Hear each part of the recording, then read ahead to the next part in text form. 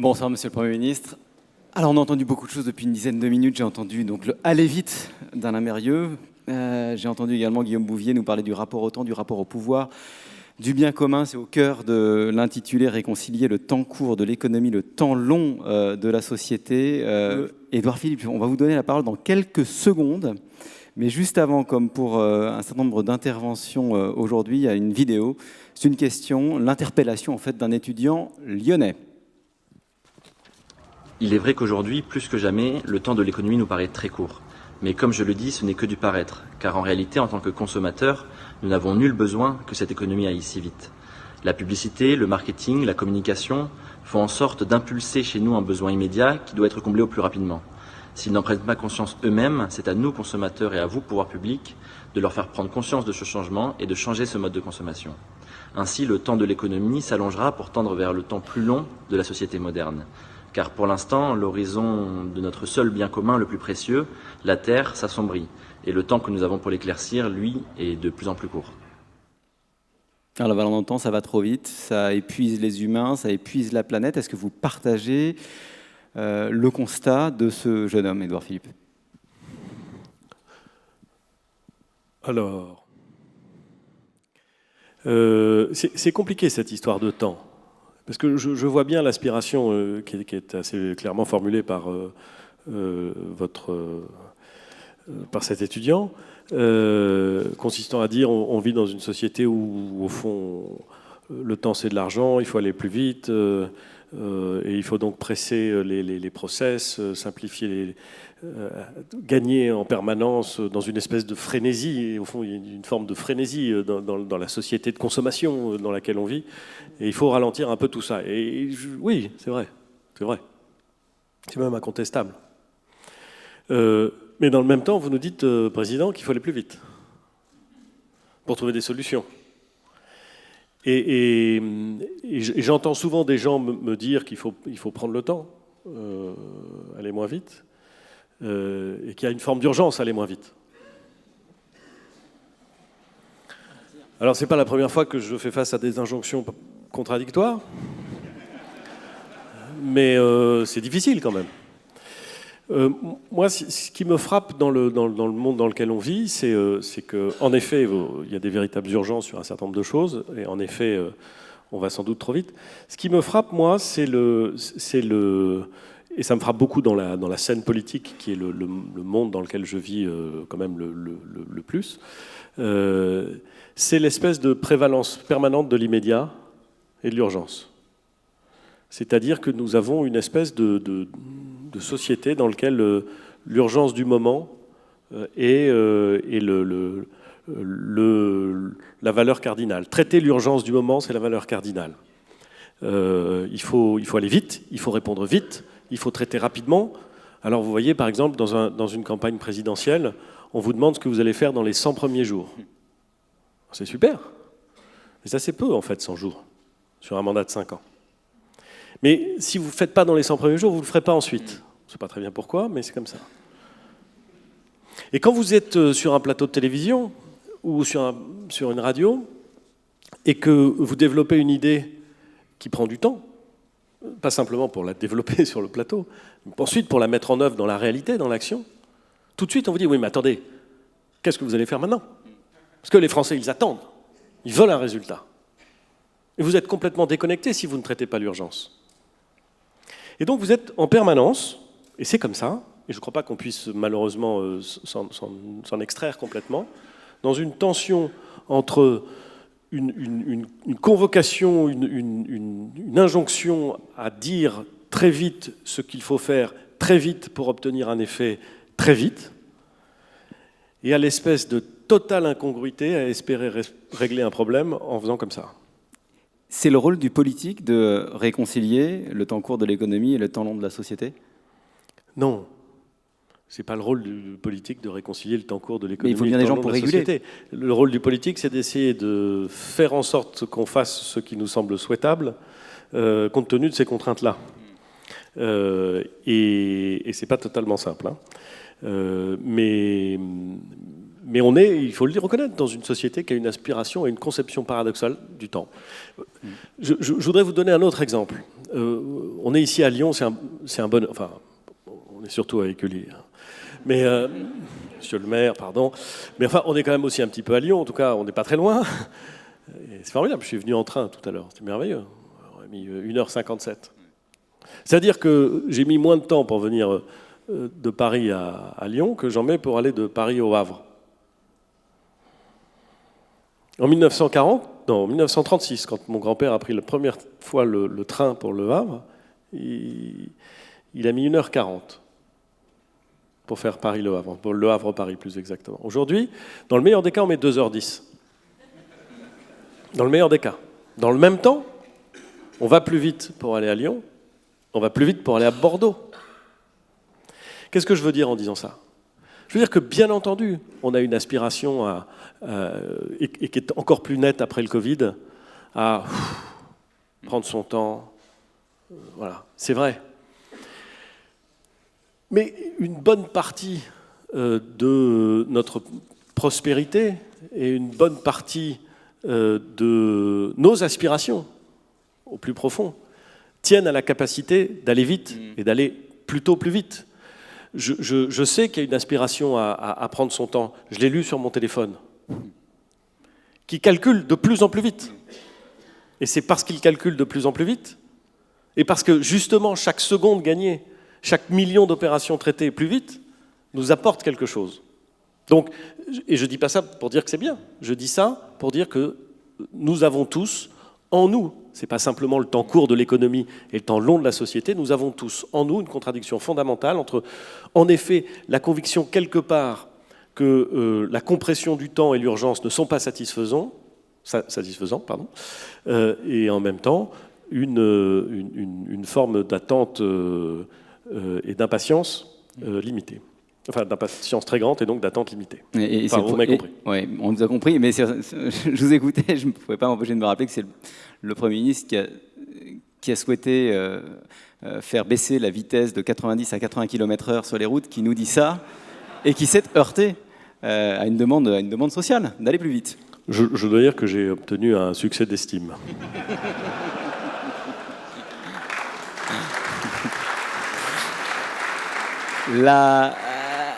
La question de la croissance, c'est quand même important parce que moi j'ai longtemps été journaliste à la radio et je me souviens quand on parlait de la croissance, on disait ça accélère.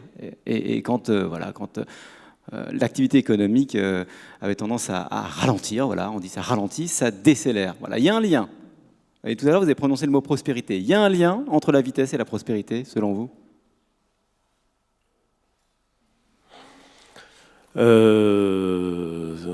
Oui, sans doute.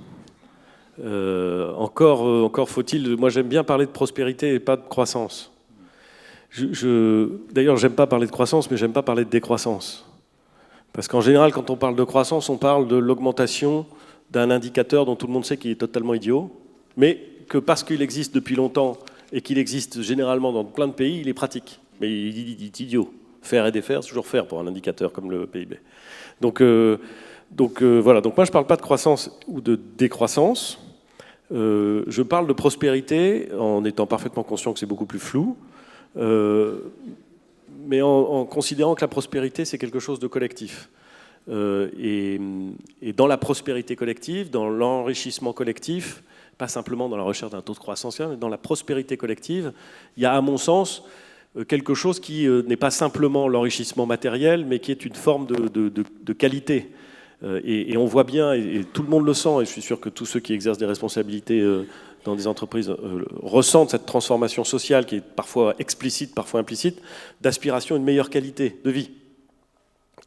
Et de regagner du temps sur son activité, de l'organiser plus librement ou autrement, de l'avoir pour soi. Il y a un truc qui est très très net, qui est très fort en ce moment qui se joue. Et qui n'est pas toujours facile d'ailleurs à concilier avec la compétitivité, l'organisation collective. Bon bref, mais on voit bien que ça se joue. Donc moi j'aime bien cette idée de prospérité parce qu'elle met derrière la production, l'enrichissement matériel qui sont nécessaires, une forme de qualité de vie. Voilà. Et est-ce qu'il y a un rapport au temps dans la prospérité collective ou dans le bonheur personnel ? Oui, bien sûr.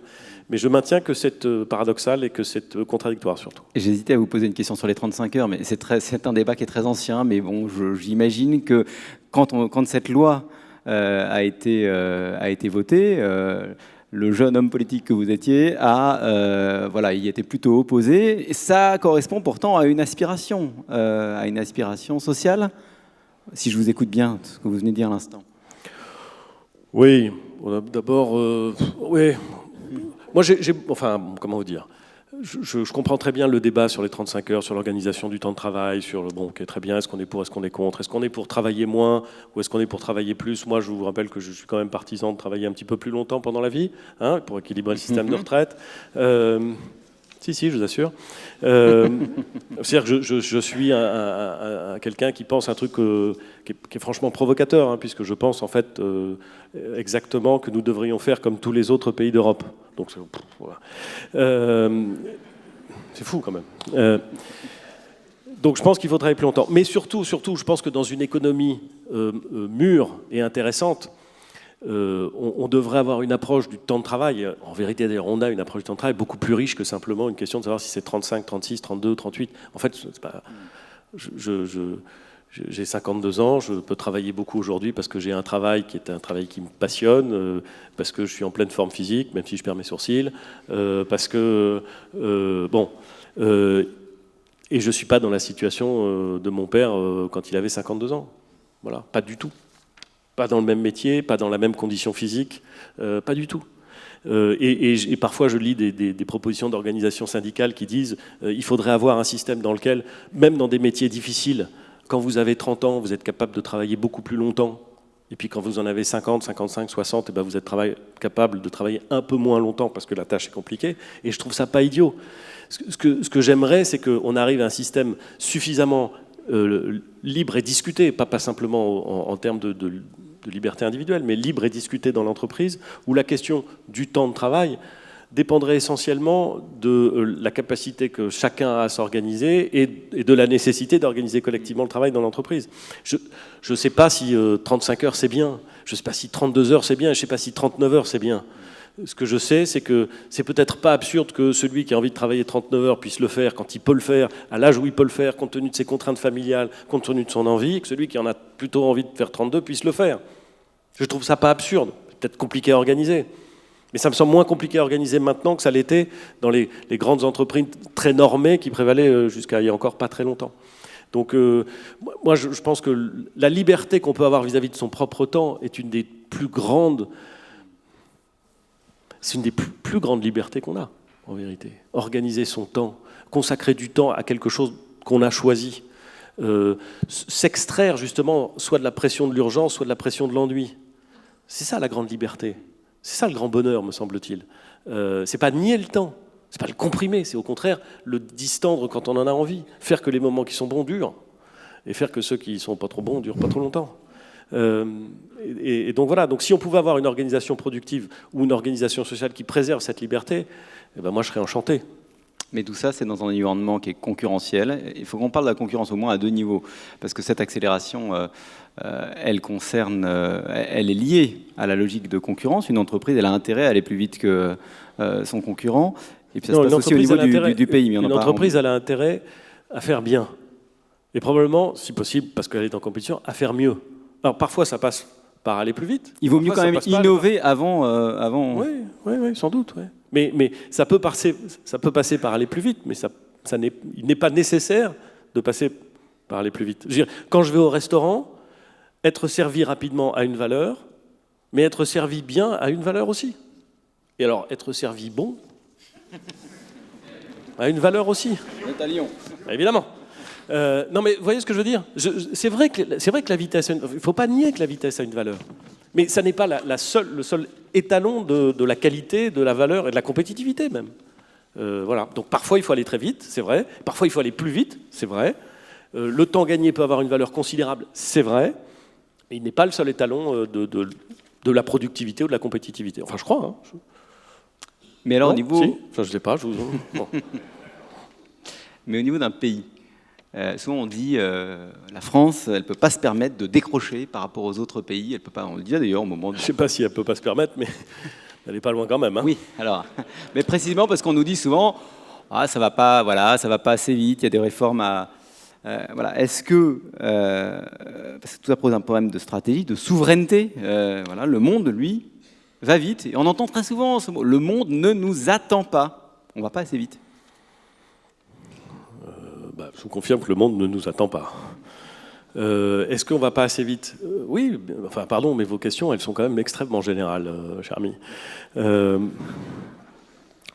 Moi, je suis toujours angoissé quand je vois des gens qui font des choses que nous devrions faire et qui les font plus vite ou plus tôt. Ça m'angoisse. Je veux dire, je trouve que les réformes productives qu'ont fait les Allemands entre 2000 et 2010 et que nous n'avons pas fait entre 2000 et 2010, j'aurais bien aimé qu'on les fasse. D'ailleurs, on a essayé de les faire en 2017, mais on les a fait un peu tard. Et la divergence croissante avec l'Allemagne, alors même qu'en 2017, on a fait des réformes qui avaient pour objectif d'essayer de la réduire, eh ben, elle continue à s'accentuer.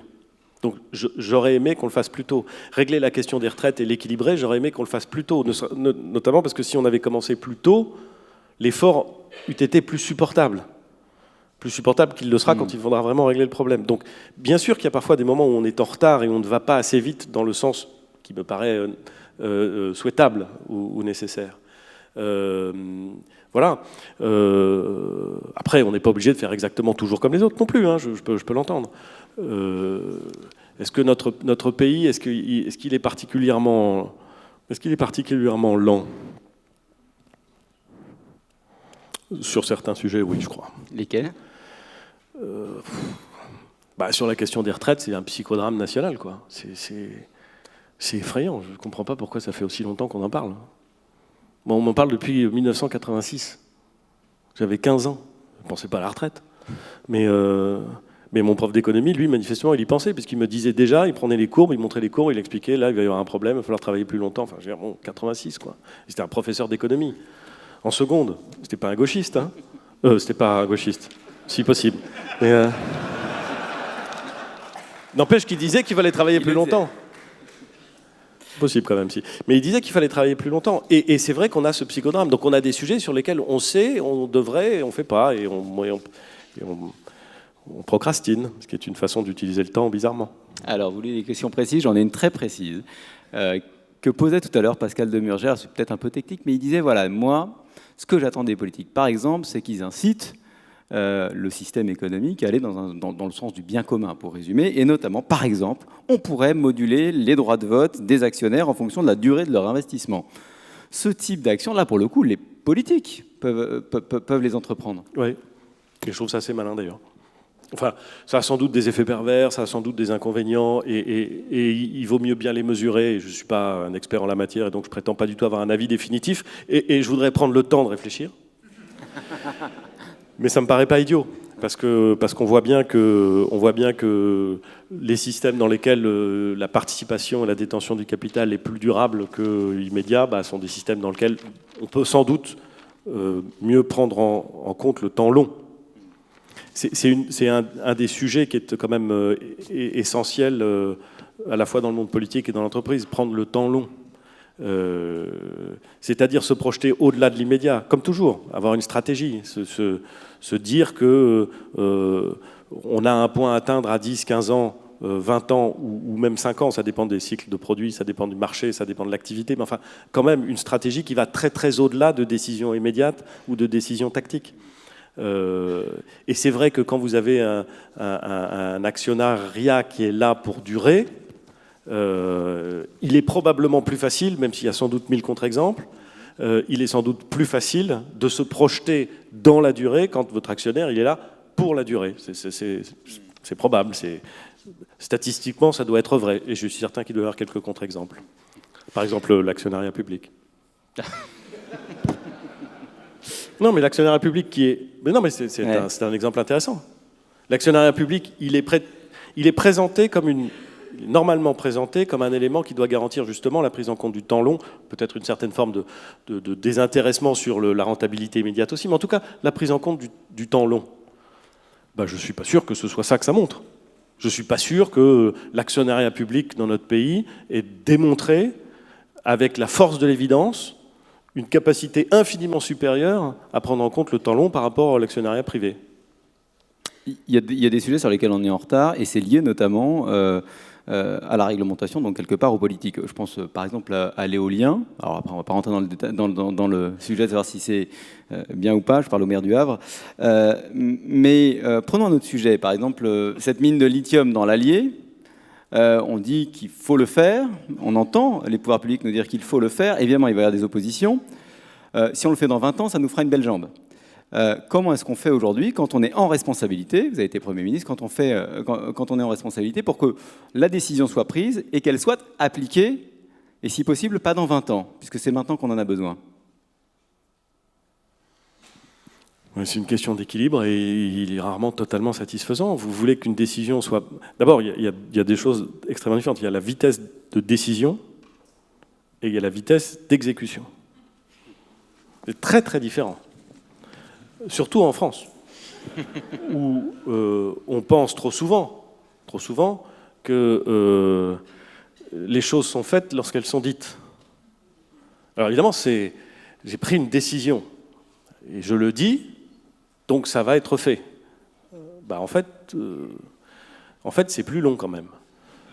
Par exemple, je voudrais revenir sur l'éolien offshore, ce qui évidemment limite l'impact pour le territoire dans lequel nous sommes aujourd'hui.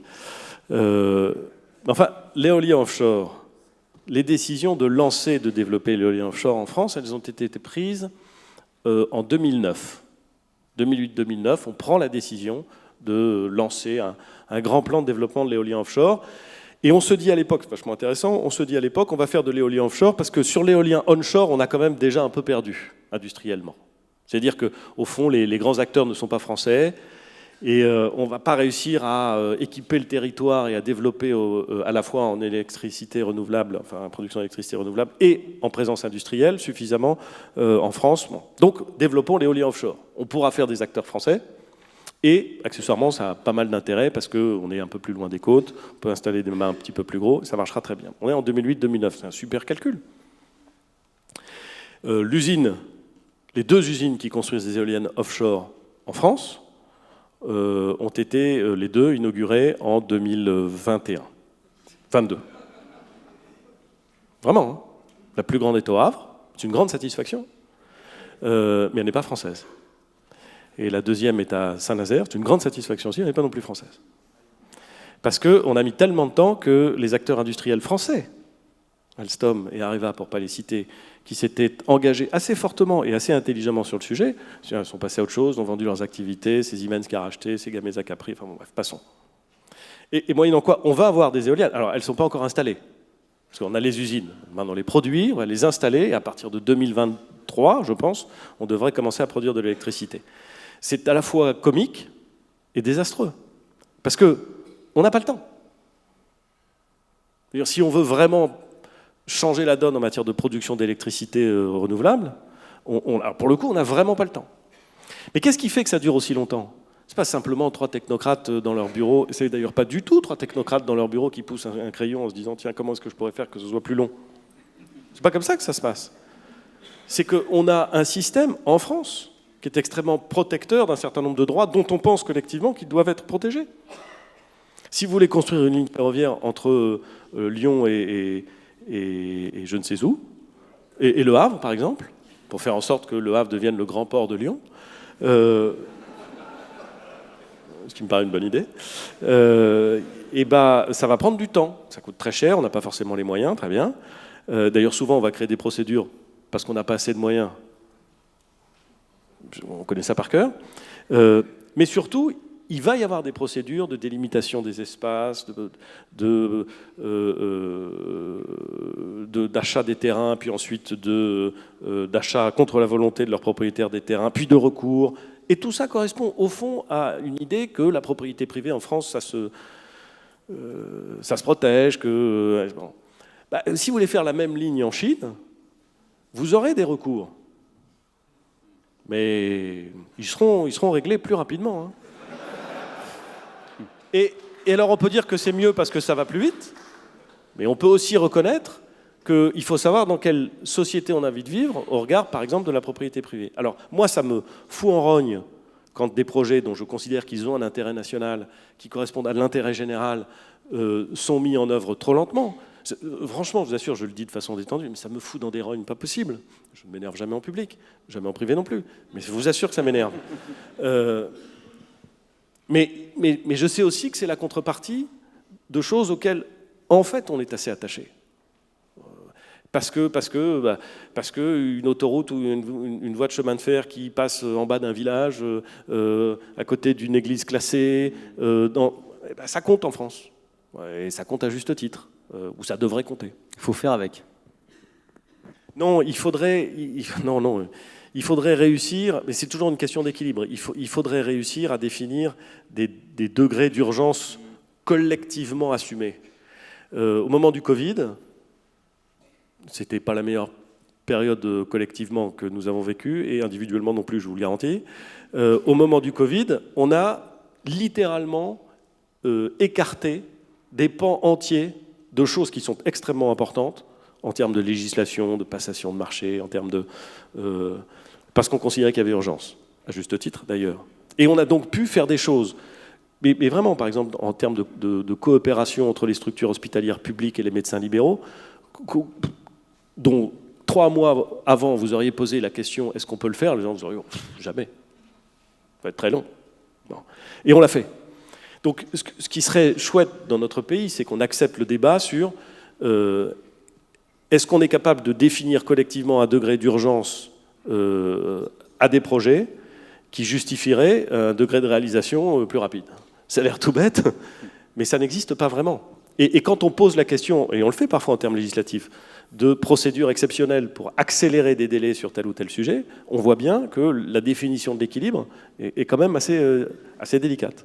Et cette question, elle se pose dans les mêmes termes comme pour le Premier ministre que pour le maire du Havre. Je dis ça parce que derrière, il y a la question de... La notion de temps politique pour un élu local, pour un maire et pour un Premier ministre, c'est juste, ça n'a rien à voir. Quand vous êtes maire, vous avez du temps, vous avez des moyens, et vous êtes le patron. Premier ministre, vous n'êtes pas le patron. Quand vous êtes Premier ministre, vous avez peu de temps, vous n'avez pas de moyens, et vous n'êtes pas le patron. Et c'est pas du tout... mais non, vous n'êtes pas le patron. Ce que je veux dire... Non, je vous assure, c'est intéressant. Quand vous êtes maire de votre ville et que vous avez été élu, et encore plus quand vous avez été réélu, mais déjà quand vous avez été élu, quand je dis que vous êtes le patron, vous êtes le patron. Et donc vous êtes capable de dire quelle est la stratégie. Vous êtes le président de l'Assemblée nationale, vous êtes le président, vous êtes le Premier ministre, et accessoirement vous êtes parfois le médecin de campagne, pardon monseigneur, un peu le curé. Bref, vous avez, mais je l'assure, vous avez une dimension. Je suis pas en train de, ça va, hein, le Havre, ça reste en France, une démocratie. Je suis pas Pol Pot au Havre, hein. Mais ce que je veux dire, c'est qu'un maire installé, et vous l'avez vu, à Lyon, vous avez eu des maires extraordinaires, de couleurs politiques différentes. Non, j'allais dire qu'il y avait un a contrario parce que je parlais au passé. Bon, mais vous avez eu des maires extraordinaires et vous voyez bien que l'impact qu'ils avaient sur la ville était très au-delà de simplement les compétences municipales qu'ils pouvaient avoir. Mais vous avez le temps. Un bon maire, il fait 1 mandat, puis 2 mandats, puis 3 mandats. Je veux dire, c'est 18 ans. Un Premier ministre, moi j'ai fait 3 ans et 3 mois. Et ça me met dans la moyenne haute des premiers ministres de la Ve République. Le patron, c'est Pompidou. Il a fait 6 ans. C'est-à-dire que le Premier ministre qui a fait la durée la plus longue, il a fait la durée de base d'un maire. C'est ça la différence de temps.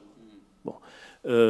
Et donc, vous savez, vous êtes capable de définir une stratégie, vous avez la possibilité de dire aux gens qui sont contre vous quand vous êtes maire, ok, vous êtes contre la construction de ce tramway, je comprends très bien, on va le faire, vous le faites, et ensuite les gens disent, ah oui c'est bien, vous voyez, donc on va en faire une 2e ligne. Vous n'avez jamais la possibilité de faire ça quand vous êtes Premier ministre, ça n'existe pas, mais ça n'existe pas. Donc bien sûr la gestion du temps est très différente, et de fait beaucoup plus facile quand vous êtes maire que quand vous êtes Premier ministre. On va prendre des questions dans la salle, mais alors, Seigneur tout honneur, François. J'ai une petite question. D'abord, j'ai une petite remarque et une question. L'année dernière, le thème des entretiens de Vapré, c'était le courage. Et on aimerait vous dire combien ce que vous avez fait pendant 3 ans a été une figure de courage. Vous faisiez allusion tout à l'heure au président Pompidou. Vous avez vécu, depuis la Seconde Guerre mondiale, la crise la plus importante avec mai 68, qu'a vécu Georges Pompidou. C'est vous qui l'avez gérée. Je ne crois pas. Si. Non, je ne crois pas que je ne l'ai pas géré. Hein. Je crois vraiment que je l'ai géré. Mais je ne crois pas que ce soit la crise la plus grave. Et je me méfie. Non, mais attendez, je suis sérieux. C'est pas une modestie. Je vous dis, je ne suis pas sûr. Qu'elle ait impacté tout le monde et qu'elle ait été extrêmement compliquée à gérer, j'ai bien vu. Mais je ne sais pas si c'est plus dur à gérer que le 13 novembre 2015. Franchement. Je ne sais pas si c'est plus compliqué de gérer les événements de 1962 quand vous vous dites que le pays va basculer dans la guerre civile. Franchement, je ne suis pas sûr. Ce que je sais, c'est que j'y étais pas en 62. Donc ça me semble sans doute moins difficile. Mais je ne suis pas sûr de ça. Je pense qu'en vérité, gouverner, c'est difficile. Tout le temps et pour tout le monde. Ça, je vous garantis, je lisais dans le train avec mon camarade Pierre-Yves Bournazel en arrivant. Je lisais, j'ai pas eu le temps de finir, tellement ça va vite entre Paris et Lyon. L'histoire de France de Jacques Bainville, formidable, écrit en 1924. Dans la préface, Bainville, il dit s'il y a bien une chose que je relève après avoir écrit l'histoire de France, c'est que gouverner, c'est difficile et que ça devrait inciter à l'humilité et à la bienveillance à l'égard de tous les gouvernements. J'aime beaucoup ce Jacques Bainville.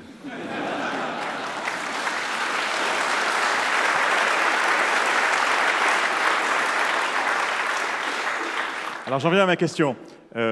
Quand Fabien Galtier a pris la sélection de l'équipe de France de rugby, il avait en tête ce qu'il a appelé la flèche du temps. C'est-à-dire qu'il a dit, j'ai 4 ans, je sais exactement les échéances que j'ai pour amener l'équipe de France à la victoire en Coupe du Monde en 2023. Vous avez une flèche du temps qui a 4 ans et 6 mois. Je ne sais pas si c'est du temps long ou du temps court devant vous. Et quand je dis ça, c'est pas du tout je ne fais pas du tout la politique de base, etc. Parce que je pense que ce temps-là, vous allez mettre à profit aussi pour réfléchir avec vous-même. Comment vous voyez ce temps devant vous? Comment vous allez le gérer? Moi, ça m'intéresse de vous entendre parce que c'est un moment unique pour moi et j'aimerais savoir comment vous l'imaginez. Je vais le gérer de façon détendue. Mais vraiment, mais concentrée, parce que ce n'est pas incompatible. Et donc, quand je dis que je vais le gérer de façon détendue, je pense que l'essentiel pour le débat public, et je vais vous dire, je pense que l'essentiel pour notre pays, c'est de revenir à une pensée stratégique.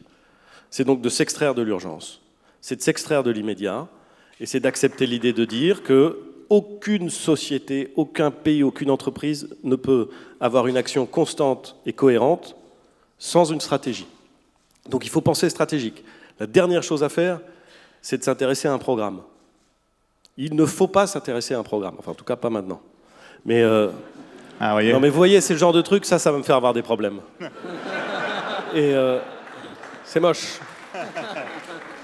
Non mais je suis sérieux. Penser stratégique, c'est refuser de réfléchir à un programme, au moins à ce stade. Mais c'est très intéressant de vous entendre là-dessus. Et vous voulez que je vous dise, un programme, c'est facile à faire. C'est difficile d'en faire un bon, mais c'est facile à faire. Vous prenez 5 types, 10 types, 20 types, 30 types. Quand je dis type, c'est homme ou femme. Hein. Mais, je précise. Mais vous les mettez 3 jours, vous réfléchissez, vous prenez des bons spécialistes, vous trouvez un programme. D'ailleurs, je vais vous dire, en général, c'est comme ça qu'ils sont faits. Donc, c'est assez facile. Mais c'est pas de ça dont on a besoin. C'est pas ça qui règle le problème. Ça ne permet jamais de régler le problème. D'ailleurs, ça s'est vu. Donc, la question, c'est quelle est notre idée de la France dans 30 ans, ou au moins dans 20, parce que c'est une génération, c'est au moins dans 20. Nous devons réhabiliter la pensée stratégique. Donc moi, je vais passer mon temps à penser stratégique, à constituer des équipes, à me promener, à le perdre parfois, à éviter d'aller sur les plateaux de télévision de continu pour commenter l'actualité et surtout, si possible, pour commenter les déclarations faites par les uns à propos des actes des autres qui réagissent eux-mêmes à ce qu'aurait pu dire. Et peut-être que de ce temps-là, on vous réinvitera ici, parce qu'on sera content de vous voir comment vous évoluez dans cette réflexion stratégique. Chiche, hein. Merci beaucoup. Merci Édouard Philippe.